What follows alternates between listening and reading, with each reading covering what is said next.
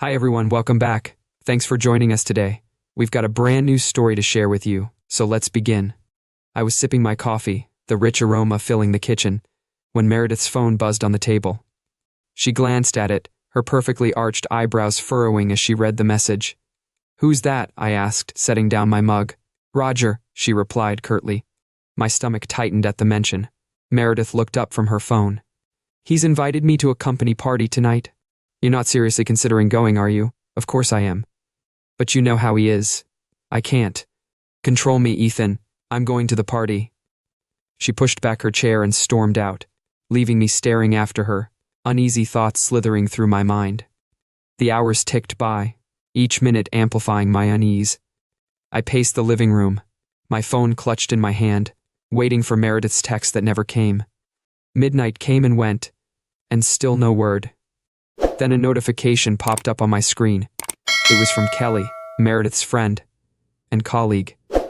My heart was racing as I opened the message.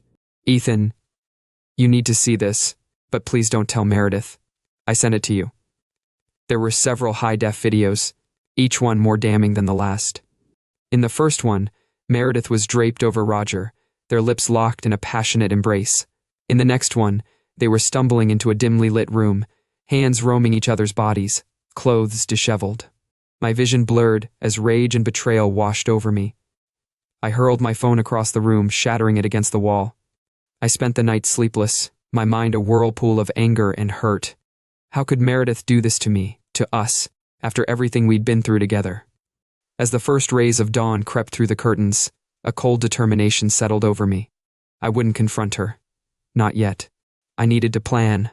I needed to gather information to ensure my revenge would be complete and utter. It was a complete and utter shock. I booted up my laptop and began looking into Roger's life, his finances and his business dealings. I wanted to find out as much as I could about him. If he was going to steal my wife, I would take everything from him and Meredith. I would make her regret the day she ever betrayed me. The next morning I acted normally as Meredith bustled around the kitchen making coffee and toast. When she announced she was heading out, I seized my chance. I took the opportunity to leave the room and take a shower. I told Meredith I needed to update some apps on her phone. She hesitated, then shrugged and tossed it onto the counter. "Sure, just don't mess anything up," she said. As soon as she disappeared down the hallway, I snatched up her phone and got to work. I bypassed her security with ease, and within minutes had accessed her messages, photos, and call logs. What I found made my blood boil. I was furious. There were dozens of flirtatious texts and explicit photos between her and Roger. They were arranging secret meetings and making out. "You lying, cheating snake," I muttered. I downloaded every incriminating piece of evidence, but that was just the beginning. As I dug deeper into Roger's affairs, I uncovered something far more insidious. There was a trail of financial misdeeds and embezzlement hidden in offshore accounts, filled with ill-gotten gains. I got a grim smile on my face when I realized this was the ammunition I needed to bring them both down. I worked hard to put together a dossier of Roger's criminal activities. When I was sure I had enough evidence, I made a few anonymous calls, one to the IRS, and another to an old friend who was an investigative journalist. In no time at all, the dominoes began to fall.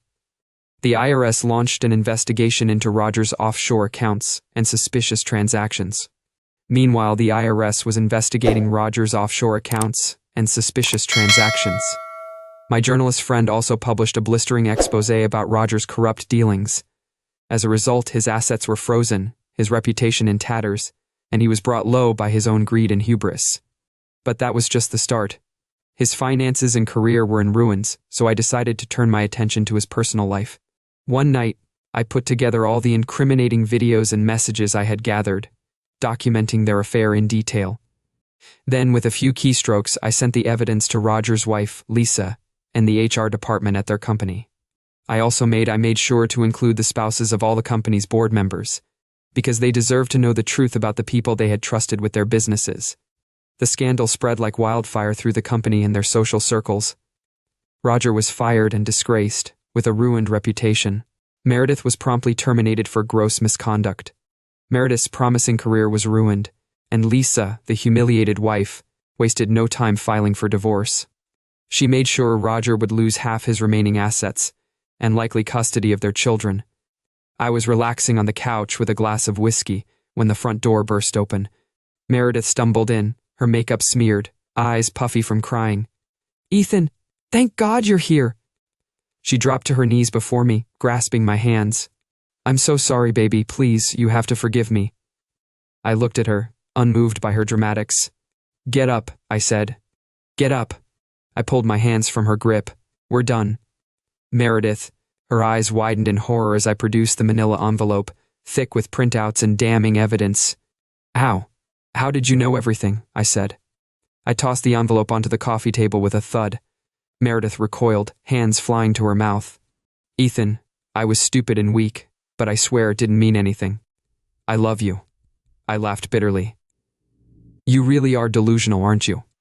I leaned forward, my voice low and dangerous. "Let me make one thing clear, we're through. I've already filed for divorce. No. Please." She dissolved into fresh sobs. "I'll do anything. Just give me another chance. Another chance." I shook my head in disgust. "After what you did, you're even more pathetic than I thought." With that, I stood and headed for the door, tossing the divorce papers. I put the divorce papers at her feet. "It's over, Meredith. I hope it was worth it." A few weeks later, my phone rang with a number I didn't recognize. I answered cautiously. "Hello, you bastard." Roger's voice was thick with rage and desperation. "You're going to pay for what you did to me." I chuckled darkly. I doubted he'd take his punishment lying down. "I'm going to make sure you rot in prison for hacking my accounts and destroying my life. Your life was already in the gutter. Roger, I just gave it a kick." He spluttered incoherently for a moment. "I'll prove you did it. The authorities will find the evidence." I cut him off smoothly. "You mean the immaculately covered tracks and complete lack of digital fingerprints tying me to your downfall? Good luck with that." There was a long pause, then a resigned sigh. "You've ruined me, Ethan. I've lost everything." "That was the idea," I replied coldly. "But I'm just getting started." Up on my doorstep, a shadow of her former self. "Please, Ethan," she begged, eyes rimmed with dark circles. "Give me one more chance. I'm utterly alone now." I simply shook my head and closed the door in her face, shutting out her muffled sobs. She had made her bed, and now she could lie in it, just like Roger, with the divorce finalized and the ashes of my old life swept away. I turned my attention to new horizons. I packed up my belongings and relocated to a new city. I got a job at a promising tech startup. I slowly rebuilt my life from the ground up. I joined sports leagues, took cooking classes, and immersed myself in new hobbies and passions. Each week, the wounds from Meredith's betrayal began to heal. I heard news about my former tormentors. Roger's business empire had crumbled. His reputation was permanently shattered. He and Meredith became outcasts.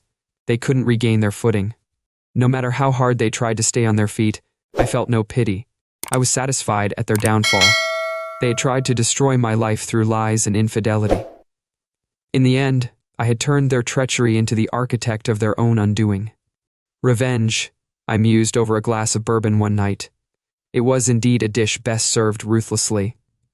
Thanks for watching. If you enjoyed this video, don't forget to like, comment, and subscribe for more stories like this. See you next time.